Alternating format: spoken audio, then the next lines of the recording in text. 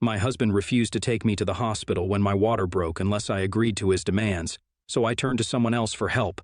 I'm a female, 30 years old, and got married after getting pregnant. It's just been 6 months since our wedding, but my husband has changed so much since then that I don't even recognize him anymore. He used to be the sweetest person without any insecurities or doubts, but now it seems like he lives in a small bubble of his world and refuses to trust or see anything from other people's perspectives. I never knew him to be possessive or demanding, but it feels like that's all that is left to him now. Before I get into what happened on the day my water broke, I should provide some context. We live in a rental apartment, and recently this new guy moved next door to us. It was before our wedding. Growing up, my family had always shown me to be kind to new neighbors. A whole neighborhood was like a big old family, and we used to offer casseroles and invite people over for dinner. Now, I know that living in the country and living near DC are two different things, and I've come to hold myself back from completely giving in to my roots. But then I saw that the guy next door rarely went out and probably worked from home.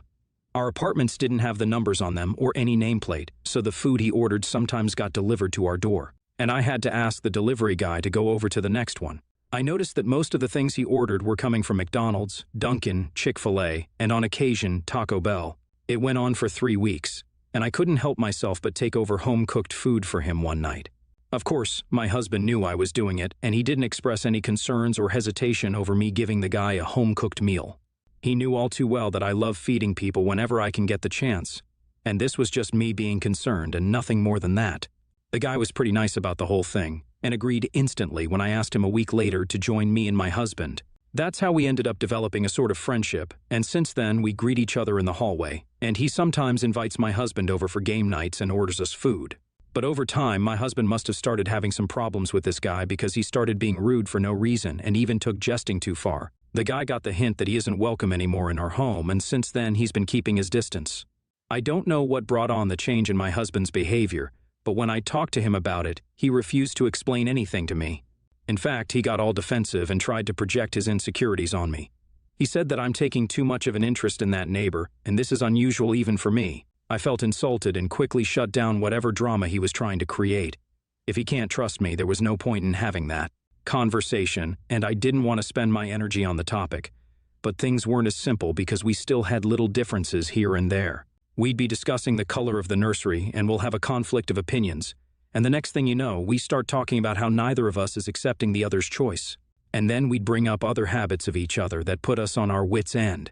Things got really bad while we were discussing how we were going to manage the next 18 years. It wasn't even a serious conversation, just casual thoughts that wandered in our minds. My husband said that, of course, I'll be here always to keep an eye out on our kids' activities. To which I replied it wouldn't be possible to be completely aware of what he or she does. I'll have to work. Another staff might prevent me from giving 100% of my time to looking after the kid. That's when my husband said that I wouldn't have to work when he's making enough money, and he'd prefer his child to grow up in a family with a stay-at-home mom. He said that his mom stayed at home to look after him, and he's grateful for her mere presence. He wants our kids to have the same experience. That's how the argument started. And I said that I want to have a career and start working as soon as my kid turns 3 or 4. We've been arguing about it for almost a month without reaching any decision. In the middle of all this, my water broke a few days ago, and my husband used the opportunity to push his side of the argument. I was standing there, having contractions and almost dying while he started making demands. He said that he wouldn't take me to the hospital unless we make a decision, and he wants me to agree that I'll stay at home until our kid turns 18. It was mind-boggling to me that he was trying to blackmail me into agreeing to his terms. I didn't even have the energy to scream or fight with him. There was no way that I could drive myself to the hospital while having contractions, and my husband wouldn't give me my phone so I could book a cab. Ultimately, I chose the only option available to me and went over to my neighbor and asked him for help. He was visibly confused about why my husband wasn't taking me, but got over his shock fast enough to jump into action. He didn't ask me any questions, and when my husband tried to intervene, he threatened to call the cops.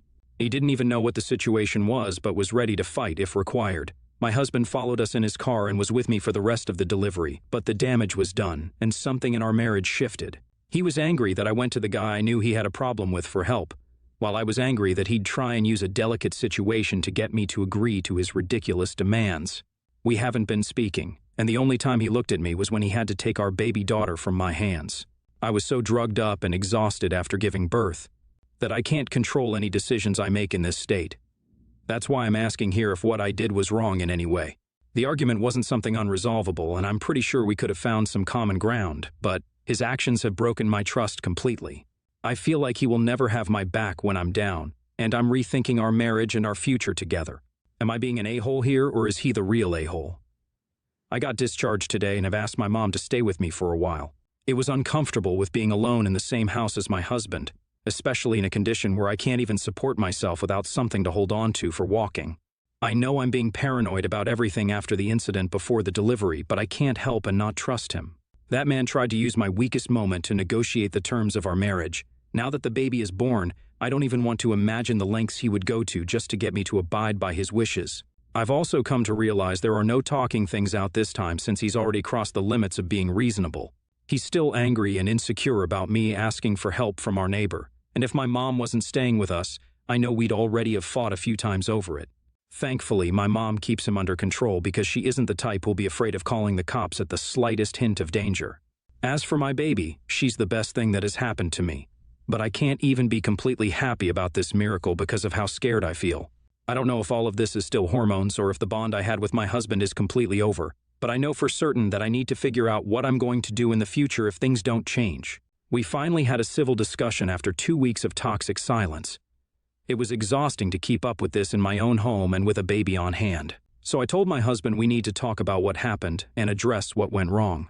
I thought he would have cooled down and would have realized how wrong his actions were, but I was proven wrong the minute he started speaking. He said that if I'm ready, I should explain why I doubted that he'd let me suffer while having contractions, and why I took things too far by asking help from the man down the hall when I knew he had problems with him. I told him that I was probably an inch or two away from bursting open, and he used the moment to make demands from me. He was the reason I had to ask for help because he took my phone away.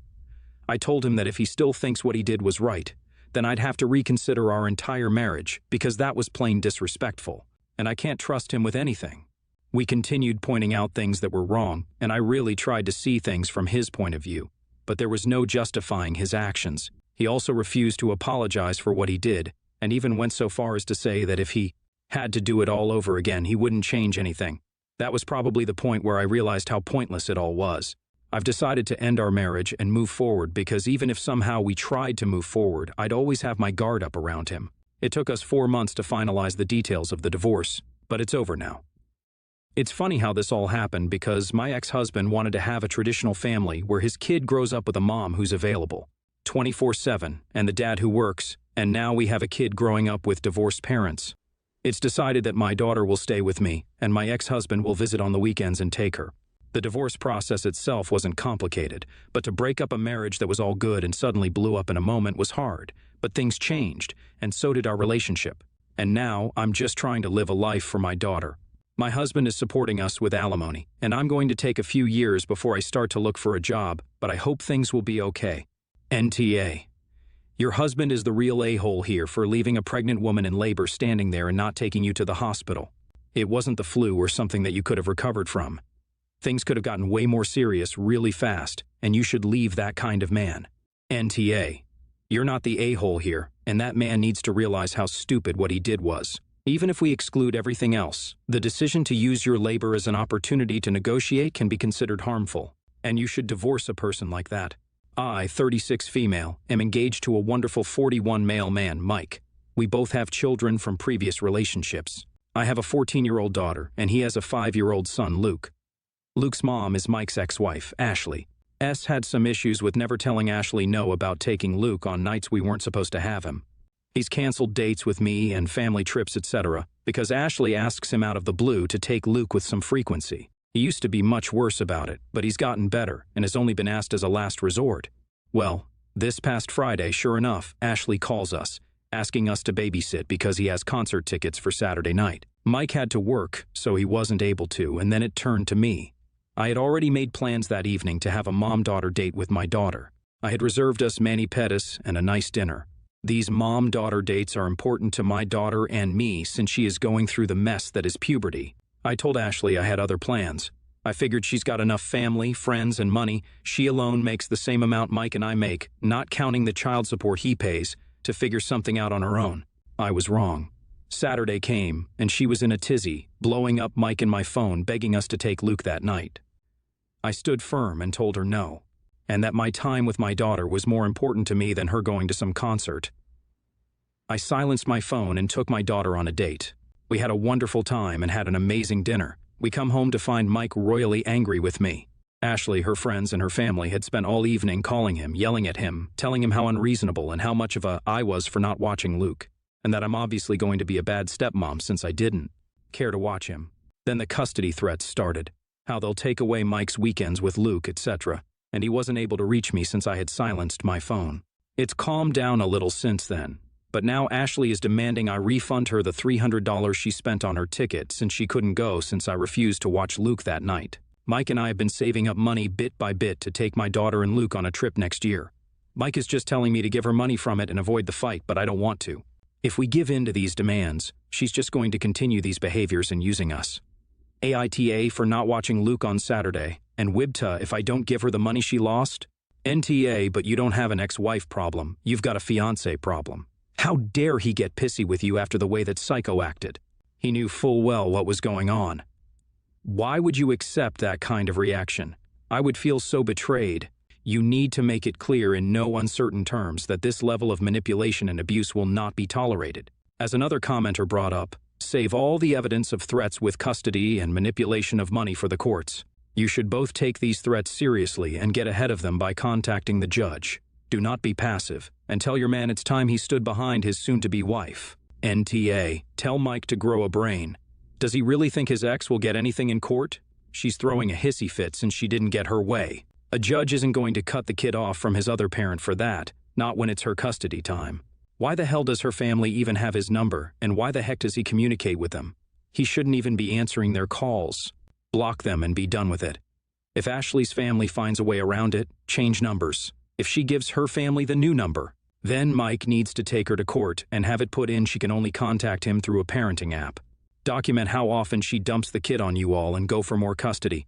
With the way Ashley is, there isn't much for Mike to lose. He can keep the same custody and still be alienated. NTA. This wasn't an emergency situation that you refused to help with. She should have arranged a sitter before buying the tickets or asked you long in advance. Her missing out on the concert is her own fault. Your fiancé is tough for taking out his anger and fear on you. She will never stop until he stops cowering to her. Threats. If he takes son on his time and the extra time she asks, then she doesn't have a leg to stand on, even if she did actually follow through with her threat. I, 25 male, am a lifeguard in a public pool. I'm used to dealing with a lot of things, like a man, 40, screaming at me because I, a man, treated his wife for a wasp sting. There is no F lifeguard in my team this year. I'm really used to those kinds of things. But not a while ago, in summer, at the end of the day, while I was closing the pool, 8 p.m., I saw 2 little kids, 5 male and 4 female, left alone. They told me his dad left them in the pool and that he was going to be back for them at the end of the day. In the public pool rules, there is one that says no minor under 14 years can be alone inside the enclosure without an adult. That's why we do not let them in without an adult but can't control these situations. I stayed with them after closing the pool for 20 minutes and no sign of the father. I proceeded to call the police so they can take charge of them and I can get home. After not many minutes, the father came to the pool with an open beer can and just said home to his kids. Not even if, thanks for taking care of them after my 10-hour shift. I stopped him and made him wait because I called the police. With a horrible beer breath, he started yelling at me that it was his kids and was going to take them home and why did I call the police? That he was just in the nearest bar to the enclosure. He hadn't abandoned his kids. When the police officers arrived, I explained everything, left for home. I did not see those kids or the father anymore in my pool, and I think I caused that. AITA for calling the police? Maybe I should have waited 10 more minutes before calling. NTA. The pool isn't a cheap substitute for daycare. This coming from a parent that trusted their kids earlier than most. I'd be good with stepping to the washroom or watching from the gallery at 6 up, but wow, 4 is too young, emo. At that age, I was in the pool with them. Heck, I was in the pool till they were 6, as they wanted me engaged with their play. Good job calling the cops. Up to them to call CPS. NTA. You should not have done anything differently other than not calling the cops immediately. The father was lucky that you were gracious enough to allow him the 20 minutes that you did. No one is allowed to drink and drive, full stop. You potentially just saved multiple lives by stopping this disgusting excuse for a father from leaving with those poor kids. Who in the hell leaves 4- and 5-year-old kids alone near water? The negligence and entitlement here are appalling. I'm so sorry for those kids. Thank you for notifying the authorities. CPS needs to know that this is going on in that home. If he did this at your poor, how many other risks has he taken with his children's well-being? He is a degenerate alcoholic. You choose not to enable that. You did the right thing.